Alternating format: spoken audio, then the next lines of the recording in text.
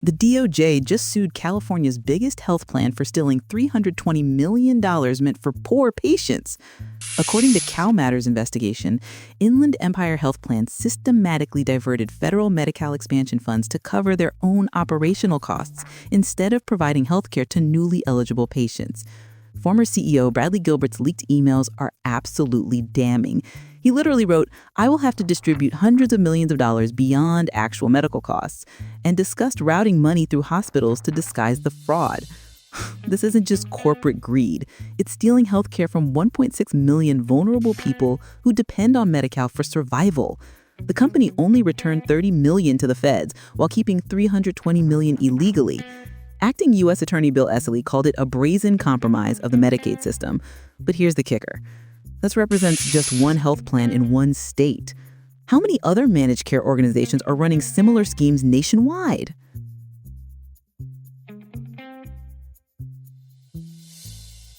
The Treasury just sanctioned 2 Indian guys for flooding America with hundreds of thousands of fake pills laced with deadly fentanyl. According to Treasury's September 24th announcement, Sadiq Abbas Habab Saeed and Kizar Mohammed Iqbal Shaikh operated sophisticated online pharmacies that looked completely legitimate while secretly shipping counterfeit oxycodone, Adderall, and Xanax filled with fentanyl and meth. Americans thought they were buying real medications at discount prices, but instead received death pills that have torn apart countless families. The craziest part? Even after being indicted in September 2024, Shaikh kept running his fake pharmacy, KS International Traders, with a professional website and customer service. Undersecretary John Hurley said too many families have been torn apart by fentanyl while announcing President Trump's Make America Fentanyl-Free initiative. These guys use encrypted messaging to market their poison, while Mexican cartels also brought precursor chemicals from similar Indian suppliers. It's a global death network targeting desperate Americans seeking affordable health care.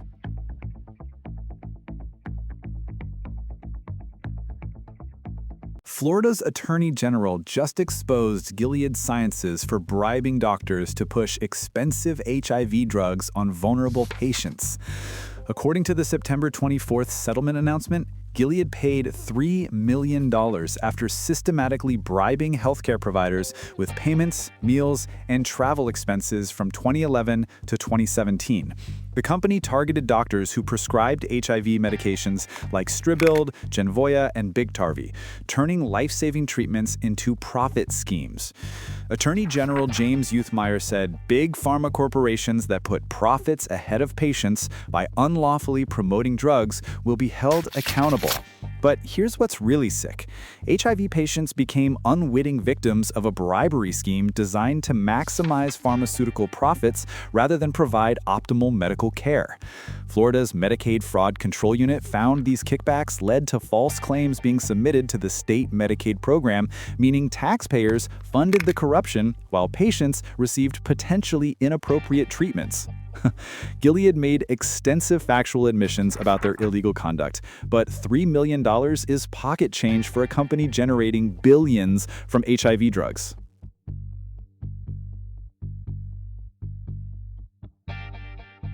Jazz Pharmaceuticals just escaped a massive patent fraud lawsuit on a legal technicality, protecting their monopoly over the $100,000 per year narcolepsy drug Xyrem.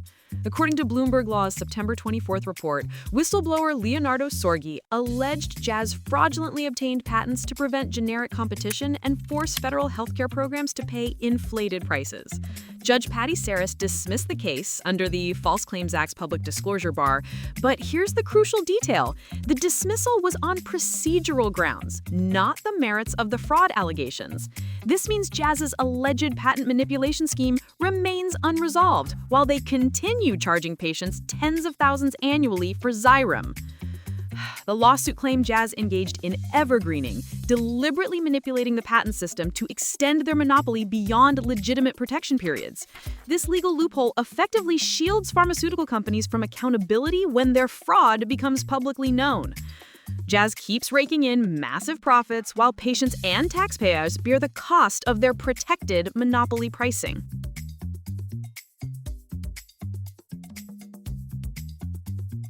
Today is literally the deadline for investors to join a massive securities fraud lawsuit against Spectrum Pharmaceuticals, and multiple law firms are in an all-out war to represent defrauded shareholders. According to Fox 4KC's September 24th report, prestigious firms like Berger Montague and Higgins Berman are racing to recruit investors with losses exceeding $100,000 to serve as lead plaintiffs. The September 24th deadline creates urgency as SPPI investors who purchased shares during the fraud period face a now or never moment to recover their losses.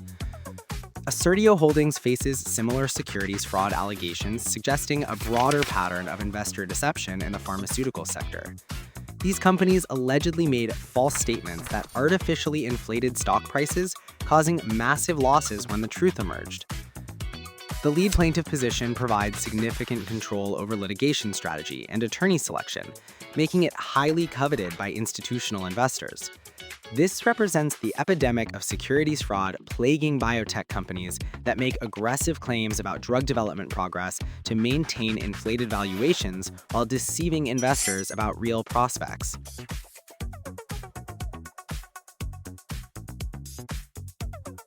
The FDA just launched the biggest pharmaceutical advertising crackdown in history, sending thousands of warning letters to drug companies for lying in their ads. According to the September 9th announcement, the agency issued approximately 100 cease and desist orders targeting deceptive drug advertising that exaggerates benefits while hiding deadly side effects. The American Hospital Association reports dozens of major drug companies got hit, including BridgeBio Pharma receiving untitled letters for promotional violations. This isn't targeting isolated bad actors. It's exposing systematic fraud across the entire pharmaceutical industry.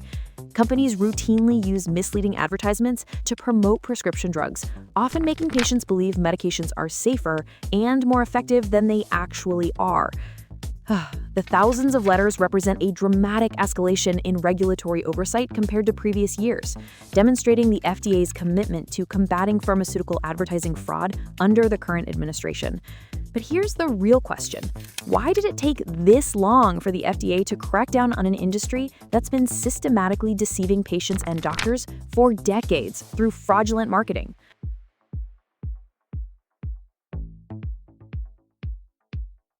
Cytokinetics just became the latest biotech company facing a securities fraud investigation, and law firms are actively hunting for investors to lead the class action lawsuit. According to PR Newswire's September 24th alerts, the company that develops treatments for serious cardiovascular and muscle diseases allegedly made false statements that artificially inflated stock prices before reality crashed the shares.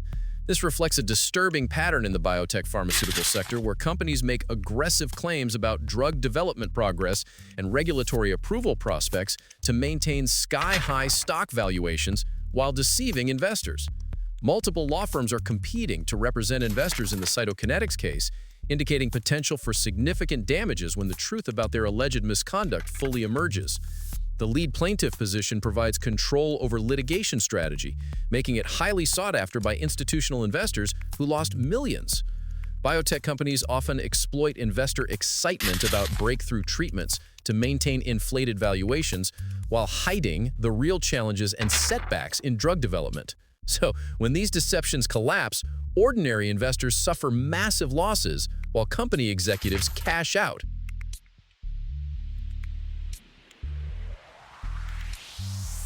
Assertio Therapeutics paid $3.6 million to make DOJ fraud allegations disappear, representing another pharmaceutical company buying their way out of criminal prosecution.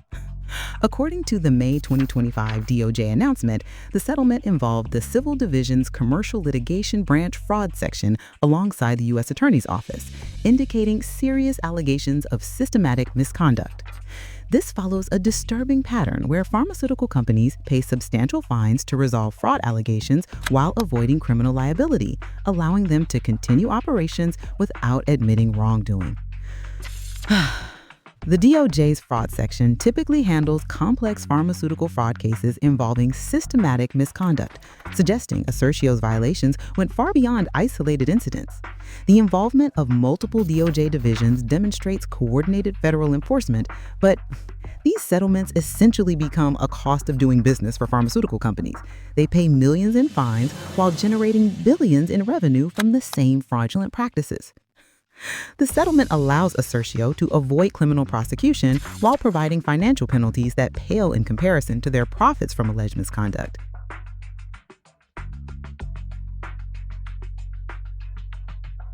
Gilead Sciences paid a staggering $200 million to settle allegations they used speaker programs as sophisticated bribery schemes to corrupt healthcare providers nationwide.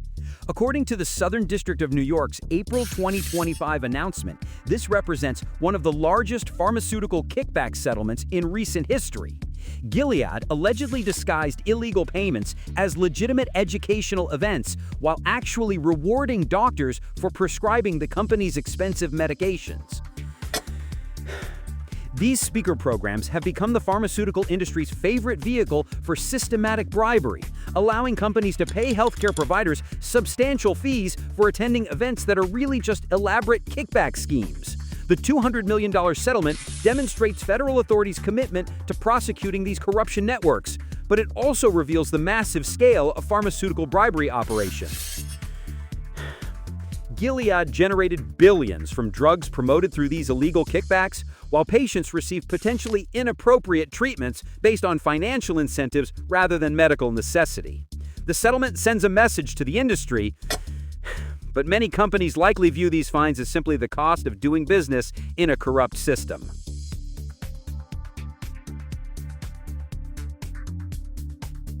The Truvada lawsuits against Gilead Sciences continue, exposing one of the most shocking pharmaceutical fraud schemes ever.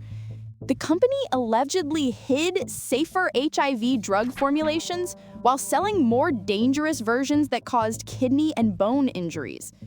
According to September 2025 lawsuit updates, thousands of patients claim Gilead engaged in fraud by omission, deliberately concealing that safer alternatives were available while continuing to market Truvada. These aren't just product liability claims.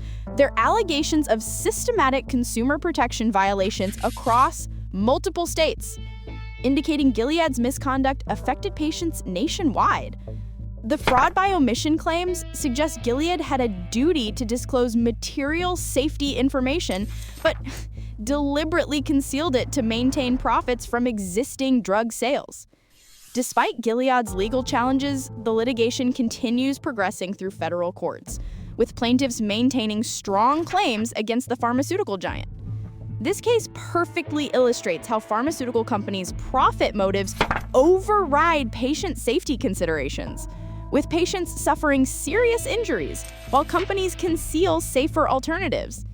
It's corporate greed at its most evil, literally hiding better treatments to maximize profits from inferior ones.